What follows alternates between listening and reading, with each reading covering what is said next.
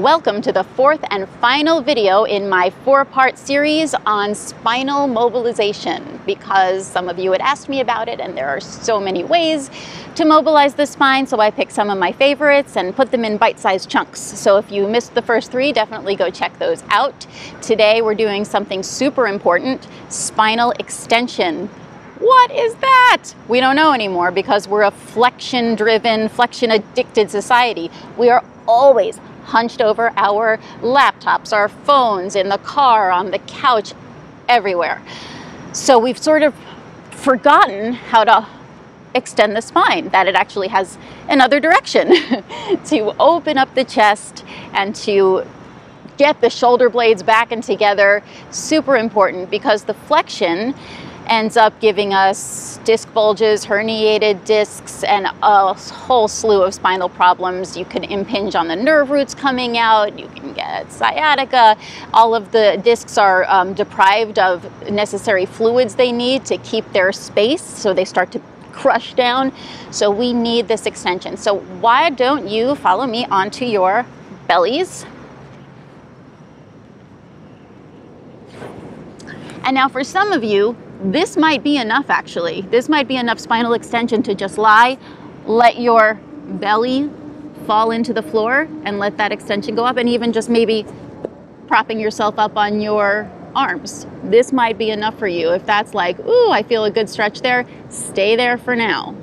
If you want more, bring your elbows under your shoulders, hands out in front, and you're going to energetically pull your elbows towards your feet and pull your chest through your arms, right? So you'll feel a great stretch through the front of the chest. This is called Sphinx pose. So you've got your elbows pulling back, your forearms should be parallel here, your elbows pulling back, and your chest pulling forward. They're not moving, this is an isometric just thinking about energetically pulling that way. Okay, that gives a really nice extension stretch. Another one is baby cobra. So you kind of have your, you have your hands under your shoulders and you just extend the upper spine. If you want to start creating some strength in that upper back, you can lift your hands off the mat and just use the strength of your upper back to hold you up. When that's not enough anymore, you can start to push up into a bigger cobra. So you'll press your hands into the ground, spread your fingers, and just move yourself up. You can use your back muscles in addition to your hands here into a bigger curve with your elbows soft. Or when you're ready, you can come up all the way. Keep your elbows soft still, don't lock them out to protect the joints. And get a really nice extension stretch there. Take a deep breath wherever you are. You could be in Sphinx, you could just be lying down on your stomach. Wherever you are, breathe into it and enjoy that opening feeling of the spine, opening through the front. Make sure you have your shoulders down away from your ears.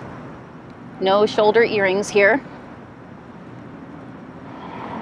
And then slowly come on back down. Now, it's not just enough to stretch the front, we also have to strengthen the back, and I'll be doing more on that in videos to come, so look out for that. But in the meantime, like I said, you can start strengthening with a baby cobra, and just pick yourself up like that. If you get really good at that, you can try putting your hands behind your head, elbows out wide, and doing some sort of back crunches, right? So I'm just coming up and down there. You want to squeeze those shoulder blades together and you want those elbows out wide, and your fingers are just resting lightly on your head. So you could do a series of those. You can also get the lower spine by lifting the legs. Keeping those legs nice and straight and lifting from the hip joint. So I'm not lifting my lower legs, I'm actually lifting the whole leg from the hip joint. I'm engaging my glutes and my hamstrings. And if that feels good, you can do both together. And hold it up for, count to maybe 8, 6 or 8. Nice short count and some nice deep breaths, and then let it down, and then repeat it 2 or 3 times. Do a little bit of that every day to get your spine back to a more neutral, healthy position than is predominant in our society. Super important to do some spinal extensions. So that is the conclusion of our 4-part spine mobility. I'm going to be doing more on extensions, so look out for that. If you like this video, give me the thumbs up. I know some of it's a little complicated, so comment below. Let me know how it went for you. If you have any questions, I will certainly be happy to answer. And subscribe to my YouTube channel, and I will see you soon.